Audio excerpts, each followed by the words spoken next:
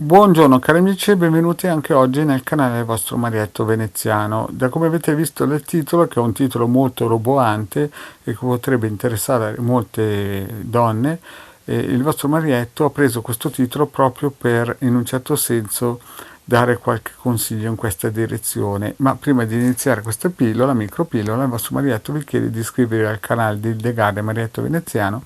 e di venirci a trovare nei nostri gruppi Facebook e di Telegram, dove a lunedì sera alle 20:30 l'Hildegard e il vostro Marietto Veneziano tengono un percorso esoterico gratuito. Eventualmente, se avete anche il tempo, il mercoledì sera su Face Live il vostro Marietto dedica mezz'ora a dare delle risposte gratuite col pendolino e le sibille. Bene, iniziamo un po' questo discorso di come fare attirare praticamente una persona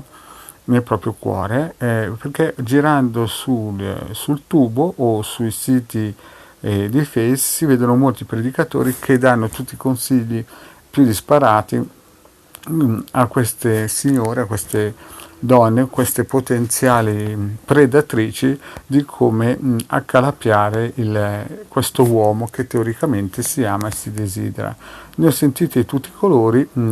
Ci sono quelli più onesti, quelli che dicono: se vi interessa sotto il lato materiale comportatevi così, se vi interessa sotto il lato emotivo comportatevi così, e ognuno tira l'acqua al suo mulino. Purtroppo la situazione è vista solamente da un lato o emotivo o praticamente materiale, ma non è vista sotto un profilo che secondo me è quello che conta, e cioè quello spirituale. Praticamente la donna o il sesso femminile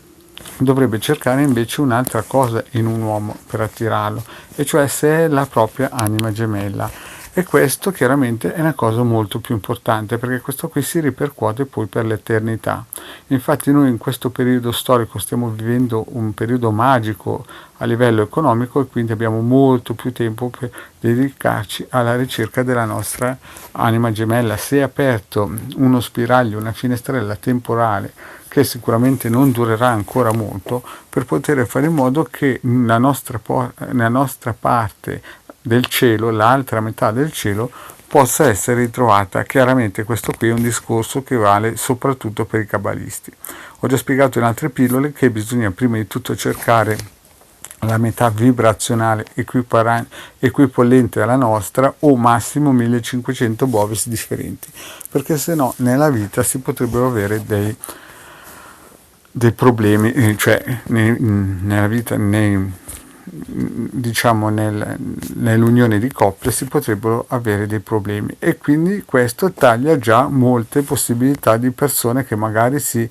sono interessati al soggetto per una questione solamente prettamente materiale, perché chi di solito raggiunge certe vette a livello materiale molto probabilmente è una persona con bassi bovis. Generalmente non ho mai visto una persona che ha raggiunto vette materiali importanti con dei bovis altissimi, sono proprio persone rarissime.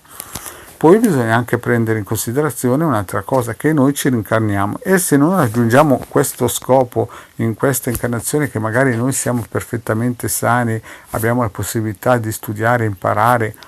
fare degli approfondimenti anche spirituali, nella prossima vita molto probabilmente magari non saremo nelle stesse condizioni, e quindi chiaramente magari non è detto chiaramente, però potrebbe essere che fisicamente potremmo essere un pochettino deficitari. Quindi è chiaro che bisogna sfruttare al massimo tutte le occasioni per far innamorare sì la persona, ma la persona giusta. E quindi due cose: mai usare l'emotività all'estremo e mai usare troppa logica, ma bisogna puntualmente cercare di, in un certo senso, scavare nella spiritualità e vedere se l'altra persona che noi vogliamo far innamorare valga la pena, e questo vale solo la pena se a livello spirituale è alla nostra altezza o noi siamo alla sua altezza. Quindi, cari amici, è chiaro che questo discorso è nettamente diverso di quei discorsi che si vedono come si dice, sul tubo, che dice dagliela di qua, non dagliela di là, fagliela sospirare, insomma parlano come se le donne fossero, o i maschi, ma più che altro le donne fossero della carne da macello, no? E facendo questi discorsi da guerriglia psicologica vorrebbero fare, come si dice, i guru o i santoni che danno il consiglio giusto. Nella realtà queste strategie non sono altro che strategie che portano nel basso astrale e non servono a niente a elevarsi e non a elevarsi anche la propria anima gemella. I cabalisti hanno sempre insegnato che il nostro scopo in questa vita, per poter risalire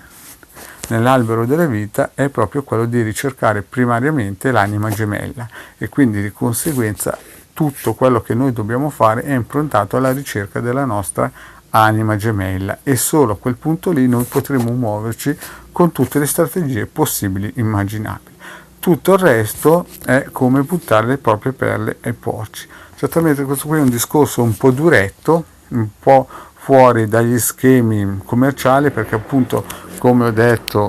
si sentono certe pillole di altri personaggi che trattano le donne come se fossero della carne da macello, ma l'importante è stare lontano dal basso astrale, ma l'importante ancora in modo più massiccio è cercare la nostra anima gemella. Bene, per il momento la pillola del vostro Marietto è finito qui. Vi chiedo, se non avete ancora fatto, di iscrivervi al canale di The Garden Marietto Veneziano e di venirci a trovare nei nostri gruppi Facebook. Grazie cari amici e alla prossima, ciao!